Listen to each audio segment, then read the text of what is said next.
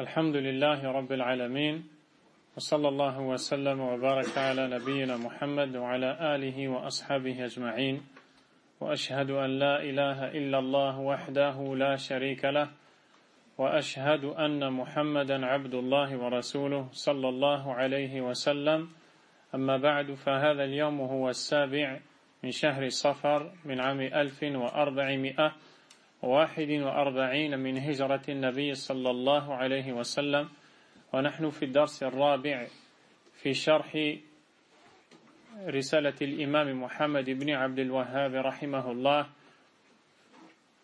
المعنونة بفضائل القرآن.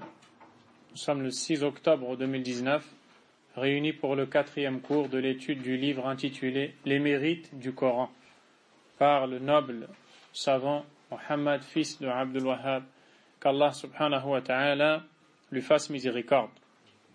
Et nous nous sommes arrêtés après avoir vu l'importance de la compréhension, l'étude, la méditation du livre d'Allah subhanahu wa ta'ala, et que ce livre n'a pas été révélé uniquement pour être récité sans être compris et à plus forte raison appliqué. Après ce chapitre, l'auteur rahimahullah nous dit Babun ithmu man fajara bil Qur'an, le chapitre concernant le péché que prendra celui qui transgressera par le Coran. Le verbe en arabe c'est fajara. Et fajara est proche de fasaqa. C'est le fait de désobéir à Allah de manière générale. Et ici, on a choisi de le traduire par transgresser par le Coran, car c'est proche de ce qui est voulu à travers ce chapitre. Transgresser par le Coran, par la parole d'Allah subhanahu wa ta'ala, et le péché que va porter celui qui va transgresser par le livre d'Allah. Transgresser par le livre d'Allah quand il va utiliser les versets du Coran pour prouver son égarement, alors que les versets du Coran sont une preuve contre les égarements et non pas pour les égarements. Transgresser par le livre d'Allah subhanahu wa ta'ala quand il va cacher la vérité contenue dans le livre d'Allah, car elle contredit ses passions. Comme le font les gens, par exemple, les adeptes du soufisme, qui, dans leur mosquée, ont des pratiques telles que les évocations, le dhikr, en dansant.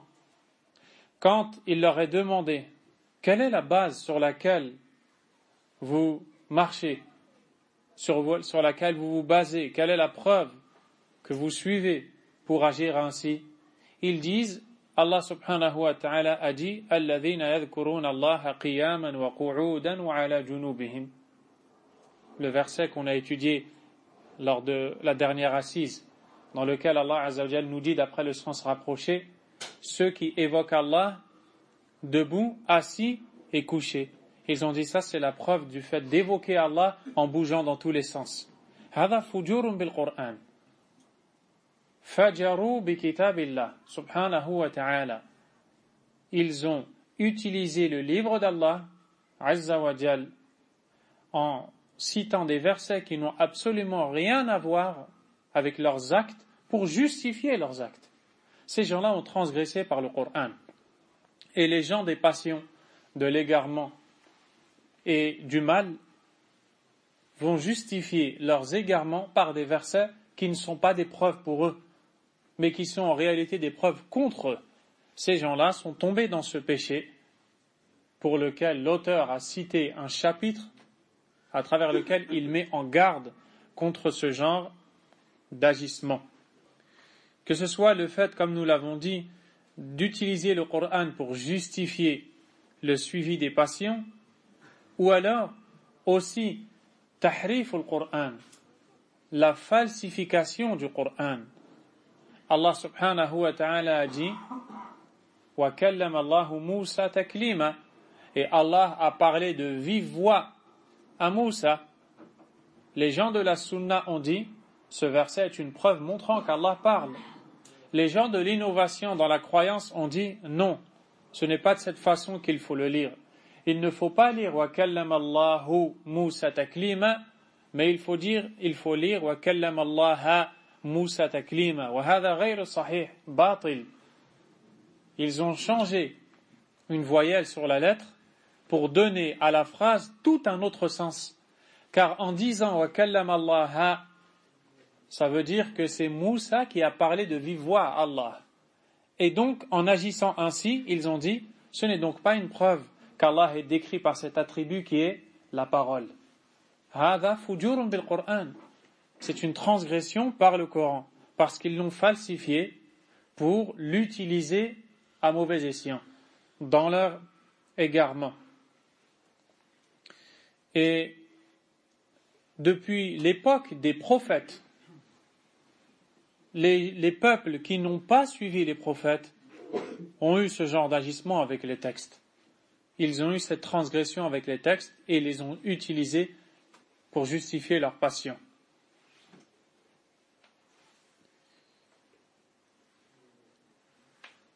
Allah subhanahu wa ta'ala a cité dans sourate Ali Imran les gens qui suivent leur passion en disant wa amma alladhina fi qulubihim zayghun fayattabi'una ma tashabaha minhu ibtigha'a al-fitnah wa ibtigha'a ta'wilih. Dans le sens du verset, quant à ceux dans les cœurs desquels il y a une déviance de la croyance correcte et de la voie à suivre, ils suivent, c'est-à-dire parmi les textes, ce qui est ambigu, c'est-à-dire ce qui paraît ambigu à ceux qui n'ont pas de connaissances nécessaires pour la bonne compréhension des textes. Sinon, aucun texte n'est ambigu pour les gens de science. Mais eux, qu'est-ce qu'ils font? Ils utilisent ce qui n'est pas assez clair pour les gens pour justifier leurs égarements. Et Allah Azza wa Jalla les a décrits comme étant ceux dans les cœurs desquels il y a az-zayr, c'est-à-dire la déviance du droit chemin. Comme on le voit dans la méthodologie suivie par la secte des Khawarij. Al-Khawarij, al-Mufsidun, al-Mujrimun, yastadilluna bil-Qur'an ala a'malihim al-ijramiyya. Ces criminels, ces égarés, utilisent des versets du livre d'Allah subhanahu wa ta'ala pour justifier leurs actes. Alors que les versets du livre d'Allah subhanahu wa ta'ala ne sont pas une preuve pour leurs égarements. Et ils sont tombés donc dans al-fujur bil-Qur'an, la transgression par le livre d'Allah subhanahu wa ta'ala. L'auteur rahimahullah a cité en premier verset, il nous dit wa qawluhu ta'ala wa ma yudillu bihi illa al-fasiqin. Dans surat al-Baqarah, le verset est plus long. Allah Azza wa Jalla dit inna Allah la yastahi an yadriba mathalan ma ba'udatan fama fawqaha. Allah n'éprouve aucune pudeur à citer en exemple un moustique ou quelque chose de plus haut qu'un moustique. Ba'udatan fama fawqaha. Puis Allah subhanahu wa ta'ala, après avoir dit cela, il dit فَأَمَّا الَّذِينَ آمَنُوا فَيَعْلَمُونَ أَنَّهُ الْحَقُّ مِنْ رَبِّهِمْ. Quant à ceux qui ont eu la foi, les croyants, ils savent qu'il est, c'est-à-dire cet exemple, la vérité émanant de leur Seigneur. وَأَمَّا الَّذِينَ كَفَرُوا فَيَقُولُونَ مَاذَا أَرَادَ اللَّهُ بِهَذَا مَثَلًا. Ils disent, mais qu'est-ce qu'Allah a voulu à travers cet exemple, cette parabole? يُضِلُّ بِهِ كَثِيرًا. Il égare par celui-ci beaucoup. وَيَهْدِي بِهِ كَثِيرًا. Et il guide beaucoup. وَمَا يُضِلُّ بِهِ إِلَّا الْفَاسِقِينَ. Et il n'égare par celui-ci que les pervers. Lorsque les nombreuses paraboles du Coran, les exemples dans lesquels il y a des comparaisons, ont été révélés par Allah subhanahu wa ta'ala au fur et à mesure, Allah subhanahu wa ta'ala, dans plusieurs versets, va faire des paraboles où il va comparer quelque chose à quoi il veut nous appeler, à quelque chose que l'on connaît. Et le but de la comparaison, comme l'a dit l'imam Ibn al-Qayyim rahimahullah, c'est de faire un rapprochement à la personne, lui permettant de comprendre ce qui est voulu. Allah va le faire subhanahu wa ta'ala, le prophète aussi, alayhi salatu wassalam, les gens qui n'ont pas eu la foi dans leur cœur se demandent, mais pourquoi? Allah Azza wa Jal dit par exemple, Ya ayyuhan nas, ô vous les gens, duriba mathalun fastami'u la. Une parabole vous est proposée, écoutez-la donc attentivement. Innal ladhina tad'una min dunillahi, ceux que vous invoquez en dehors d'Allah, lan yakhluqu dhubaban walaw ijtama'u la, ne pourraient même pas créer une mouche, même s'ils s'unissaient tous pour le faire. Wa in yaslubhumu dhubabu shay'an, et si la mouche venait prendre quelque chose de ce que vous adorez, la yastanqidhuhu minh, il ne pourrait même pas la rattraper. Da'ufa at-talib wal matlub, le solliciteur ou le sollicitant.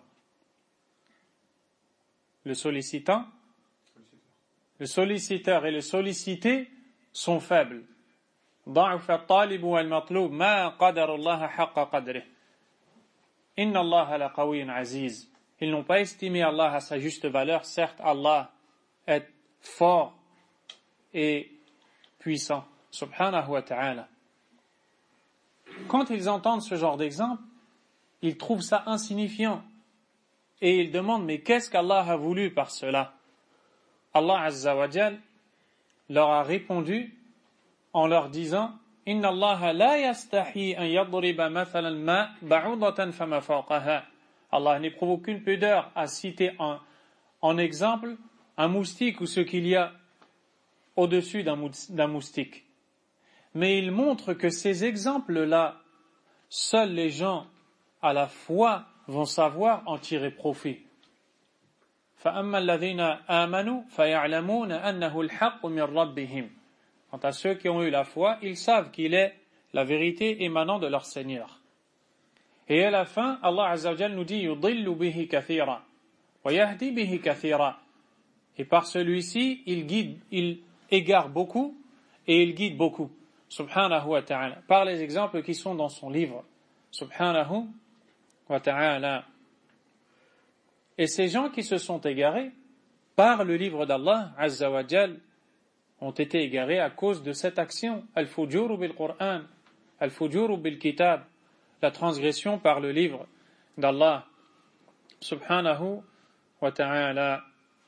Les gens sont donc de deux catégories. Il y a les gens du vrai, les adeptes de la vérité. Ils l'acceptent, ils en tirent profit, ils sont alors guidés.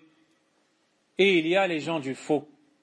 Ces gens-là falsifient du livre d'Allah subhanahu wa ta'ala tout ce qui contredit leur passion.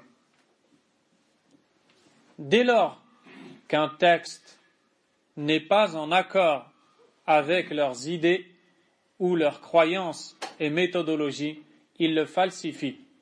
Ils falsifient soit le sens, wa alaykum salam, de ce texte, ou alors ils falsifient la forme du mot en lui ajoutant ou supprimant une ou plusieurs lettres, ou en changeant, afin bien sûr d'arriver à un sens qui n'est pas celui voulu par Allah subhanahu wa ta'ala. L'auteur rahimahullah a dit wa qawluhu wa man lam yahkum bima anzala Allah fa ulaika humul kafirun. Et quiconque ne juge pas d'après ce qu'Allah a fait descendre, ceux-là sont les mécréants. Ce verset-là, Allah subhanahu wa ta'ala nous y enseigne l'importance de suivre ce qu'il a prescrit, subhanahu wa ta'ala, et le danger de ne pas suivre ce qu'il a prescrit. Les Khawarij ont utilisé ce verset contre les croyants ayant eu des faiblesses ou commis des péchés majeurs, que ce soit les dirigeants ou les dirigés parmi les gens de la masse. Et dès lors que ces gens-là ont commis des péchés majeurs notamment, ils les ont taxés d'apostats ou de mécréants. Comme vous allez lire plus tard la parole de Abdullah ibn Umar radiyallahu ta'ala anhuma les concernant et concernant leurs explications erronées qu'ils donnent au livre d'Allah subhanahu wa ta'ala. Les Khawarij sont des gens dangereux, égarés, et ils sont pourtant des gens qui lisent le Coran, qui le mémorisent. Beaucoup d'entre eux le connaissent, beaucoup d'entre eux prient les nuits, jeûnent les jours, mais cela ne sera pour eux d'aucune utilité dès lors qu'ils ne se sont pas cramponnés à la compréhension des Sahaba, des compagnons du prophète sallallahu alayhi wa sallam radiyallahu anhum. Abdurrahman ibn Muljim, est-ce que ce nom vous dit quelque chose? C'est l'assassin du compagnon Ali ibn Abi Talib radiyallahu anhu, un homme qui connaissait le Coran par cœur et qui en maîtrisait la lecture et la récitation, si bien que Omar ibn al-Khattab radiyallahu anhu, alors gouverneur des croyants, va adresser un message à Abdullah ibn Amr ibn al-As radiyallahu anhuma, ou Amr ibn al-As, je ne sais plus si c'est le père ou le fils, qui est le dirigeant de l'Égypte à son temps, pour lui dire de rapprocher de la mosquée Abdurrahman ibn Muljim et de le faire habiter près de la mosquée afin que les gens apprennent de lui le Coran, car il est bon lecteur du livre d'Allah subhanahu wa ta'ala. Le temps va passer, il va fréquenter les Khawarij, il va absorber leurs idées, il va y adhérer, il va aller au pèlerinage et il va rencontrer deux autres têtes des Khawarij et ils vont se concerter à trois et réfléchir qui sont les pires des gens de la terre. Devant la Kaaba, cette concertation va avoir lieu. Et dans leur discussion, ils sont arrivés au résultat que les pires gens de la terre à leur époque sont Ali ibn Abi Talib. Qui est Ali ibn Abi Talib? C'est un des meilleurs hommes de la terre. Le prophète alayhi salatu wassalam, je vous laisse dire la suite. Quel est le lien entre Ali et le prophète alayhi salatu wassalam? C'est son cousin. Autre chose? Fatima radiyallahu anha a épousé Ali ibn Abi Talib radiyallahu anhu. À ce temps-là, Ali ibn Abi Talib radiyallahu anhu, c'est le meilleur homme de la terre sans aucune divergence. Et pour eux, c'est le pire homme de la terre. Lui, Amr ibn al-As, qui est en Égypte, et Muawiyah, un des meilleurs des Sahaba. Alors les trois vont se concerter et Abdurrahman ibn Muljim va dire « Moi, je me charge d'assassiner Ali ibn Abi Talib ». L'autre va dire celui qui est en Égypte et l'autre va dire celui qui est au Sham, dans la région de la Syrie, dans ce coin-là. Abdurrahman ibn Muljim retourne où se situe Ali ibn Abi Talib radiyallahu anhu. Il va prendre une arme tranchante qu'il va tremper pendant 1 mois dans le poison. Et il va attendre que Ali ibn Abi Talib radiyallahu anhu sorte de chez lui pour aller prier Salatul Fajr pour aller l'assassiner. Et si tu lui demandes pourquoi tu as agi ainsi, il va te répondre وَمَنْ لَمْ يَحْكُمْ بِمَا أَنزَلَ اللَّهُ فَأُولَئِكَ هُمُ الْكَافِرُونَ. Celui qui ne juge pas d'après ce qu'Allah a révélé, les voilà les mécréants. Ça, c'est les débuts des Khawarij.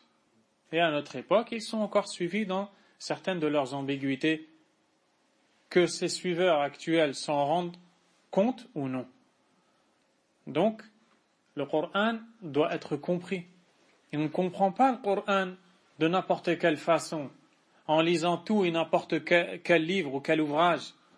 Mais il faut revenir aux gens enracinés dans la science. Ce sont eux les enseignants, les transmetteurs de la parole du prophète alayhi salatu wassalam.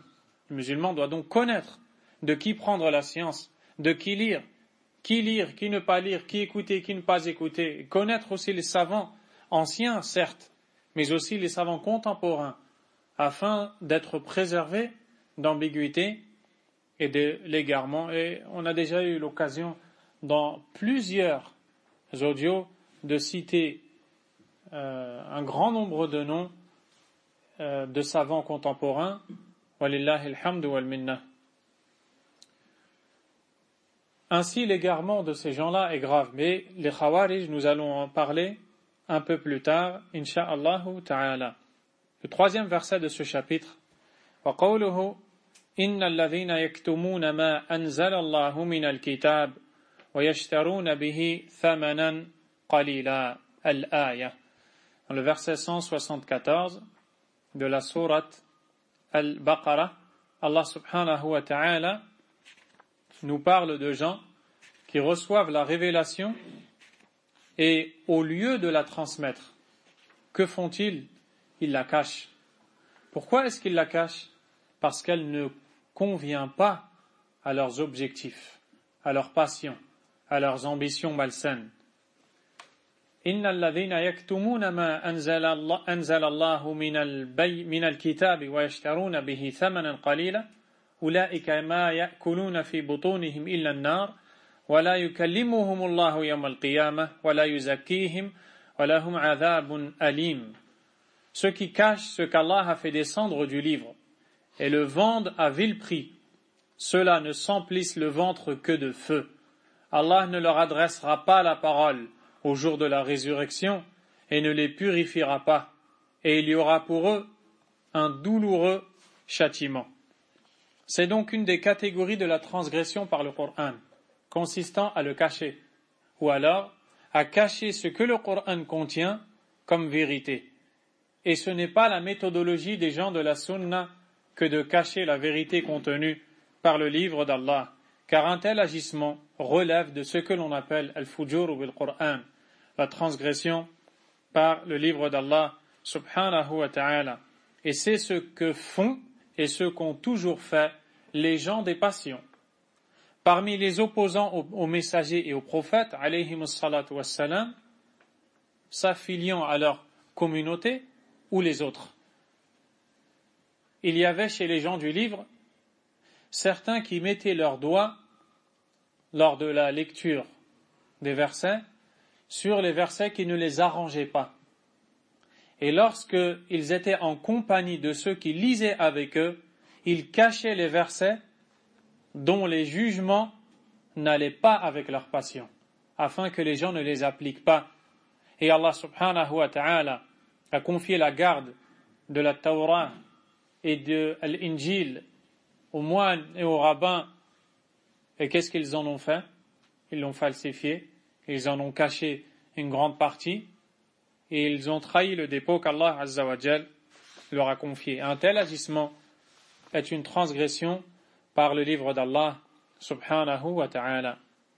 L'auteur rahimahullah a dit وعن أبي سعيد الخدري رضي الله عنه أن رسول الله صلى الله عليه وسلم قال يخرج في هذه الأمة ولم يقل منها قوم تحقرون صلاتكم مع صلاتهم يقرؤون القرآن لا يجاوز حلوقهم أو حناجرهم يمرقون من الدين مروق السهم من الرمية فينظر الرامي إلى نصله إلى رصافه فيتمارى في الفوقة هل علق بها من الدم شيء أخرجاه. L'imam al-Bukhari et Muslim rapportent d'après Abu Sa'id radiyallahu anhu que le prophète sallallahu alayhi wa sallam a dit: il viendra dans cette communauté. L'auteur a dit walam yaqul minha, et le prophète alayhi salatu wasallam n'a pas dit de cette communauté.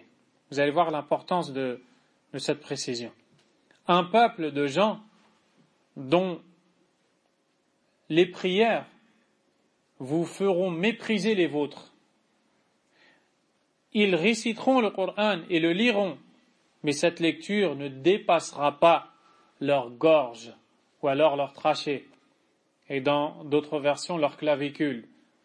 يمرقون من السهم يمرقون من الدين أي يخرجون من الدين.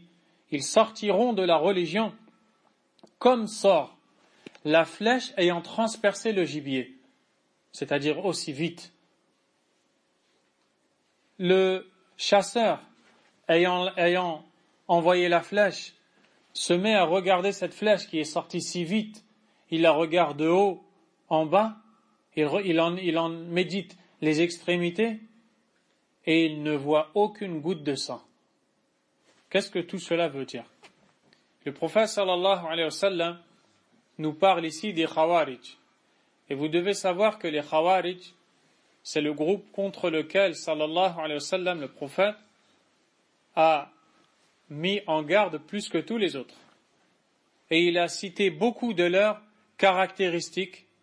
Il a cité leurs noms, Al-Khawarij, c'est le prophète qui les a appelés comme ça, alayhi salatu wassalam, et beaucoup de choses les concernant. Dans ce récit que nous étudions, le prophète sallallahu alayhi wa sallam nous dit, surgira dans cette communauté un peuple, il dit surgira dans cette communauté. Et il n'a pas dit min hadhihi al-umma. Il surgira de cette communauté. Mais il a dit dans, pour dire que ces gens-là ne sont pas de cette communauté. Certes, ils s'affilient à cette communauté, ils disent en faire partie, mais leurs agissements, leur compréhension des textes, leur méthodologie, leur manière de faire les choses n'a rien à voir avec ces mêmes choses retrouvées dans cette communauté, celle du prophète Mohammed sallallahu alayhi wa sallam. Mais du fait qu'ils s'affilient à cette communauté, eh bien, ils ont été décrits comme étant des gens qui vont surgir de cette communauté. Un peuple de gens dont les prières vous feront mépriser les vôtres. Regardez bien, ce sont donc des gens qui prient et qui sont assidus aux prières. Ils prient la nuit, ils méditent, ils lisent le Coran plutôt, ils le récitent, ils le connaissent par cœur. Ils sont attachés au Coran. Abdullah ibn Abbas radiyallahu anhuma a été envoyé par Ali ibn Abi Talib radiyallahu anhu pour débattre avec les Khawarij à un endroit appelé Harura. Et lorsqu'il y est arrivé, Abdullah ibn Abbas radiyallahu anhuma décrit, il dit, j'ai entendu des bourdonnements. Et quand je me suis approché, ils étaient tous avec un mushaf en train de lire le Coran. Ils lisaient tous le Coran. Et pourtant, ils étaient parmi les pires égarés. Donc la simple lecture du Coran n'est pas suffisante. Ensuite, Abdullah ibn Abbas a débattu avec eux. Et parmi les choses qu'il leur a dites, si ce que vous faites était bien, il y aura au moins un seul compagnon avec vous, je n'en vois même pas un. Aucun sahabi avec eux. Puis il a débattu jusqu'à ce qu'il a fait revenir avec lui plus de 2000 personnes. Allahu Akbar. Et ça, c'est qu'un alim rasir fil ilm, un savant enraciné dans la science qui peut agir ainsi. Contrairement à tous ces gens que vous voyez débattre ici et là et faire des chaînes dans les réseaux sociaux, à se filmer, à débattre avec telle communauté, tel égaré, tel sectaire, tel je ne sais quoi. Ça, ce n'est pas du chemin des gens de la sunna d'agir ainsi. Les gens de la sunna n'agissent pas ainsi. Quoi qu'il en soit, ces gens-là prient, à tel point que leurs prières, dit le prophète alayhi salatu wassalam, feront mépriser les vôtres. Vous direz, vraiment, ce que je fais n'est rien à côté d'eux. C'est pour ça que les salafs disaient, iqtisadun fi sunnah, l'économie, être économe dans la sunna, c'est-à-dire faire un peu dans la sunna, c'est bien meilleur que faire beaucoup mais être dans la bid'a. Chez Allah subhanahu wa ta'ala. Ces gens-là réciteront le Coran, nous dit le prophète sallallahu alayhi wa sallam, mais leur lecture ne dépassera pas leur gorge. Certains ont dit, c'est-à-dire que ils n'en comprennent rien. Ils récitent matin, midi, soir, toute la journée, toute la nuit dans leur prière, mais à la fin, yafjuruna bil Qur'an, ils transgressent par le livre, puisqu'ils n'appliquent pas ces versets comme il se doit. Ils sont donc dans l'égarement. Ils sortiront de la religion aussi rapidement que sort la flèche qui a transpercé le gibier. Le chasseur qui a un arc à la main et une flèche, autrefois qui utilisait cette manière pour chasser. Imaginez-vous qu'il tend ou qu'il vise le gibier, puis il envoie cette flèche. Cette flèche qui est parfaitement taillée, qui est forte, et le chasseur aussi est quelqu'un qui est habile et qui le fait de manière forte et précise. Cette flèche va transpercer le gibier, que ce soit un lapin ou autre, à titre d'exemple. elle va le transpercer très vite. Ces gens-là vont sortir de la religion aussi vite que cette flèche a transpercé ce gibier. Au point où le prophète alayhi salatu wassalam nous dit que cette flèche est sortie tellement rapidement que celui qui l'a lancée la ramasse, il regarde au bout, il regarde l'autre extrémité, il ne voit pas une goutte de sang. C'est-à-dire que ces gens-là quittent le din et il ne leur reste plus rien du din. Wal'iyadhu billah. Tellement ils s'égarent du chemin d'Allah subhanahu wa ta'ala. L'auteur rahimahullah a dit وَفِي رِوَايَةٍ يَقْرَؤُونَ الْقُرْآنَ رَطْبًا. Et dans une version rapportée par l'imam al-Bukhari, ils réciteront le Coran avec la langue humidifiée. Souvenez-vous, dans un hadith, le prophète sallallahu alayhi wa sallam a dit à un compagnon La yazal lisanuka ratban bidhikrillah, que ta langue ne cesse d'être humidifiée par le rappel d'Allah, c'est-à-dire une langue qui va constamment évoquer Allah. Ces gens-là ont été décrits comme étant des gens qui lisent le Coran constamment, avec la langue humidifiée par le Coran. Et pourtant, regardez ce que Abdullah ibn Umar va dire. L'auteur dit وَكَانَ ibn Umar يَرَاهُمْ شِرَارَ الْخَلْقِ. Abdullah ibn Umar voyait que ces gens-là étaient les pires des créatures. De qui on parle? De gens qui ne font que réciter le Coran. Et ils le lisent du matin au soir. Ne soyez pas trompés parce qu'ils récitent de la meilleure des manières. Ne soyez pas trompés parce qu'ils connaissent le Coran par cœur.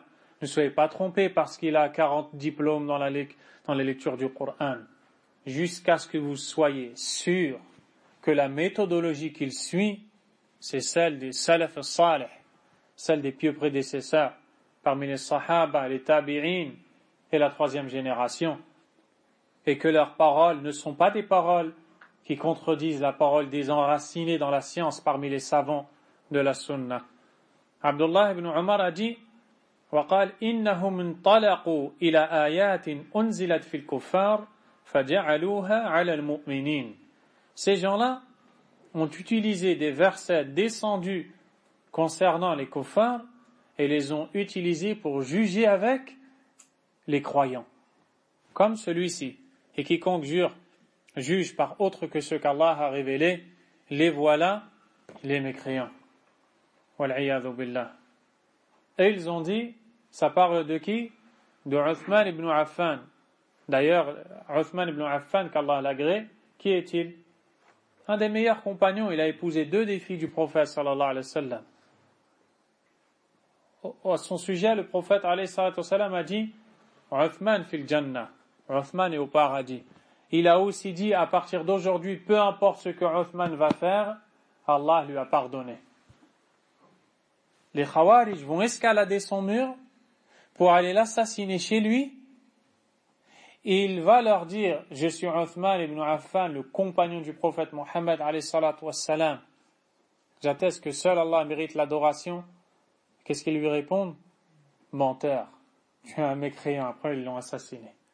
Radiyallahu ta'ala an. En se basant sur des versets qui ne concernent pas les Sahaba. Les Sahaba sont les imams de l'application du Coran. Wal'iyadhu billah. وللترمذي وحسنه عن أبي هريرة مرفوعا من سئل عن علم فكتمه ألجمه الله يوم القيامة بلجام من نار. L'imam al-Tirmidhi rapporte d'après Abu Huraira radiyallahu anhu que le prophète sallallahu alayhi wa sallam a dit quiconque est interrogé sur une science qu'il cache, on l'interroge sur une science et il cache cette science, il ne la transmet pas, Allah subhanahu wa ta'ala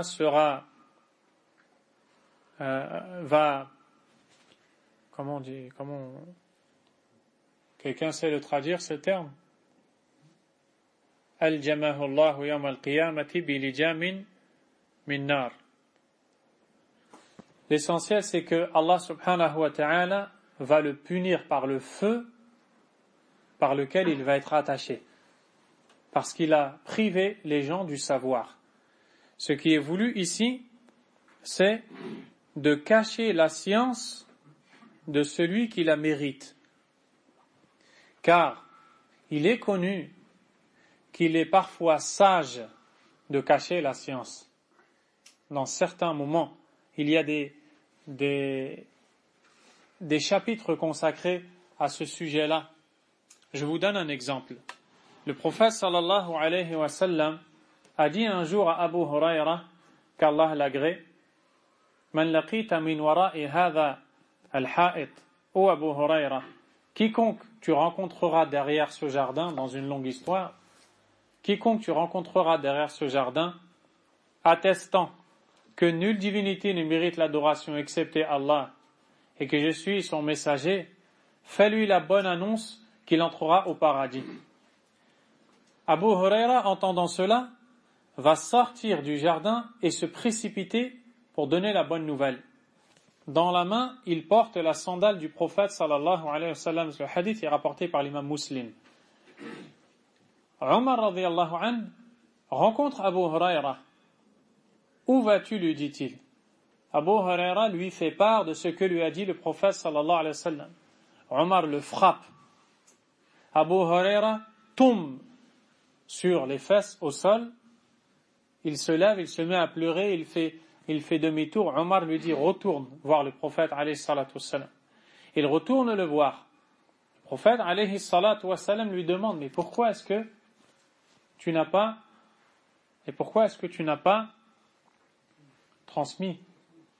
Il lui explique ce qui vient de se passer. Le prophète alayhi salatu wassalam regarde Omar et lui dit, pourquoi Omar? Omar lui dit, avant que je vous dise ce qu'il a dit, vous devez savoir que Omar ibn Khattab, radiyallahu anhu, plusieurs versets du Coran ont été révélés pour lui donner raison, au point où certains ont dit Omar mulham, Omar a été inspiré. Souvent on lui a inspiré le jugement d'Allah avec précision. Omar dit Ya Rasulallah, ô messager d'Allah, si tu transmets cette nouvelle aux gens, ils vont s'appuyer dessus et délaisser les actions. Et ils vont se dire, tant que je dis La ilaha illallah Muhammad Rasulullah, j'ai ma place au paradis. Le prophète alayhi salatu wassalam a dit à Abu Huraira de ne pas transmettre. Abu Huraira n'a pas transmis. Donc quand tu sais que transmettre la science risque de nuire à la personne qui ne sait pas comment agir avec cette science, à ce moment-là, tu ne lui transmets pas. Il reste une question alors. Comment se fait-il que je suis là à vous réciter ce hadith? Ça veut bien dire qu'il a été transmis. Est-ce qu'il a trahi? Non. Parce qu'au moment de mourir, il ne pouvait pas mourir et ne pas transmettre le hadith. Alors avant de mourir, il l'a transmis, radiyallahu ta'ala anhu, afin d'appliquer les deux choses. Ne pas transmettre de peur qu'il s'appuie dessus et ne pas cacher la science. Parce que s'il part avec ce hadith que personne n'a entendu, personne ne va avoir accès à ce récit du prophète sallallahu alayhi wa sallam. Mais lorsque celui qui mérite le savoir le demande et en a besoin, celui qui le cache et qui ne dit pas la vérité, au moment où la vérité doit être dite et transmise, c'est lui qui est concerné, qui sera châtié par Allah subhanahu wa ta'ala. Et ça, c'est une des catégories de ce que l'on appelle al-fujur bil-Qur'an, la transgression par le Qur'an. Et ainsi s'achève ce chapitre. L'auteur, rahimahullah, nous dit Babun, ithmu man raya bil-Qur'an, ay ra'a min ar-riya. Le péché que portera celui qui par le Coran fait de l'ostentation. Yaqra'u al-Qur'an, yata'allamu al-Qur'an, yu'allimu al-Qur'an, la lillah, liyaqul an-nas, ma sha Allah alayk. Il lit le Coran, il l'apprend, il l'enseigne. Il ne le fait pas pour Allah, mais plutôt par ostentation, pour être vu par Allah. Le verbe ici, c'est raya. Il y a aussi ra'a. Et l'action s'appelle riya. Et riya a été appelé comme cela, l'ostentation, car c'est pris du mot arabe ru'yatu. Ru'yatu, c'est la vue ou la vision. C'est-à-dire que la personne fait des actions parce qu'on la voit, parce qu'on la regarde. Non pas parce qu'Allah la voit ou l'observe, subhanahu wa ta'ala, mais pour les gens. Il rentre dans la mosquée, il fait 2 rak'ah, puis quand il voit qu'on l'observe, d'un coup, sunnah, masha'Allah, il fait une belle prière, il invoque Allah, il donne l'impression d'être recueilli. Hada mura'i. Un tel individu est quelqu'un qui fait de l'ostentation, il ne le fait pas pour Allah, subhanahu wa ta'ala, et l'ostentation annule l'action. Wal'iyadhu billah. Quel est le péché que va porter alors, et les conséquences de ce péché porté par celui qui fait de l'ostentation par le Coran? Malheureusement, l'ostentation par le Coran, c'est un grave danger dans lequel beaucoup tombent. Absolument besoin de montrer qu'il récite de la meilleure façon, absolument besoin de montrer qu'il est recueilli dans sa prière, absolument besoin de montrer qu'il pleure dans tous les versets qu'il récite. Pourquoi cela? Pourquoi? Certains salafs disaient, si je connaissais un endroit où les anges ne m'y voient pas, je m'y rendrais pour prier, pour invoquer Allah, subhanahu wa ta'ala. Allahu Akbar. Le hadith rapporté par l'auteur, rahimahullah, est rapporté par l'imam Muslim. Ce hadith a été surnommé par les savants comme étant le hadith ayant suscité la crainte, ayant fait peur aux savants. Vous comprendrez pourquoi les savants ont eu peur de ce hadith-là. عن أبي هريرة رضي الله عنه قال سمعت رسول الله صلى الله عليه وسلم يقول إن أول الناس يقضى يوم القيامة عليه رجل استشهد فأتي به فعرفه نعمه فعرفها قال فما عملت فيها قال قاتلت فيك حتى استشهدت قال كذبت ولكنك قاتلت لأن يقال جريء فقد قيل ثم أمر به فسحب على وجهه حتى ألقي في النار. Le prophète alayhi salatu wassalam dit: le premier des hommes qui sera jugé le jour de la résurrection est un homme mort au combat. On le fera venir devant Allah subhanahu wa ta'ala le jour dernier. Cet homme est mort au combat en apparence pour secourir Allah azza wa jalla et son messager sallallahu alayhi wa sallam. Au point d'être mort dans cette scène, on le fera venir. Allah lui fera reconnaître les bienfaits par lesquels il l'avait comblé, la bravoure dont il faisait preuve, le courage, la force qu'il avait. Il reconnaîtra tous ses bienfaits. Allah azza wa jalla lui dira alors: Fama amilta fiha, qu'est-ce que tu en as fait de ces bienfaits? Il répondra: j'ai combattu pour toi jusqu'à tomber mort au combat. Allah azza wa jalla lui dira alors: tu as menti, mais tu as fait cela pour qu'on dise de toi que tu es brave, que tu es intrépide. L'intrépide, c'est celui qui ne craint pas le danger. Tu as fait cela pour qu'on dise que tu es intrépide, courageux, brave, tu ne crains rien. فَعَلْتَ هَذَا لِيَقُولَ النَّاسِ بِأَنَّكَ لَا تَخَافُ. Qu'est-ce qu'Allah azza wa jalla va lui dire? فَقَدْ قِيلَ. Et cela a été dit. هَذَا مِنْ عَدْلِ اللَّهِ. Cela te montre la justice d'Allah. Allah azza wa jalla te rétribue selon ton intention. Tu as fait cela pour que les gens disent. Les gens l'ont dit, Allah te l'a donné. Mais il n'y a rien fait l'akhirah. Dans l'au-delà, il n'y a rien pour toi. Parce que ton action, elle n'était pas pour Allah. Donc si elle n'était pas pour Allah, il serait injuste d'être récompensé pour quelque chose que tu n'as pas fait pour Allah, et Allah n'est pas injuste. Tu as fait pour qu'on dise, on l'a dit. Tu as eu ce que tu voulais maintenant? Cherche tes récompenses. C'est pour ça que dans le hadith de l'imam Ahmad, le prophète alayhi salatu wa salam dit: Inna akhwafa ma akhafu alaykum ash-shirk al-asghar. La chose que je redoute le plus pour vous, c'est l'ostentation mineure. Les sahaba radiyallahu anhum m'ont dit: Wa ma huwa? Et en quoi il consiste? Le prophète alayhi salatu wa salam a dit: Ar-riya, c'est l'ostentation. Il dit: il sera dit le jour dernier à ceux qui ont œuvré pour autre qu'Allah, allez rechercher vos récompenses chez ceux pour qui vous avez œuvré. Pensez qu'ils vont trouver des récompenses? Il n'y a aucun intérêt à œuvrer. Allahu Akbar. Je suis en train de regarder juste devant moi une toute petite araignée qu'Allah a créée et qui est en train de faire sa toile. Vous la voyez?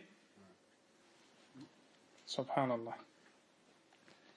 Ils viendront le jour dernier, je reviens au sujet, ils viendront le jour dernier et ils n'auront aucune récompense ni aucun salaire parce qu'ils n'ont pas œuvré pour Allah subhanahu wa ta'ala. Et après, Allah azza wa jal ordonnera que cette personne soit attrapée et traînée sur la tête, sur le visage, jusqu'à la lancer dans le feu.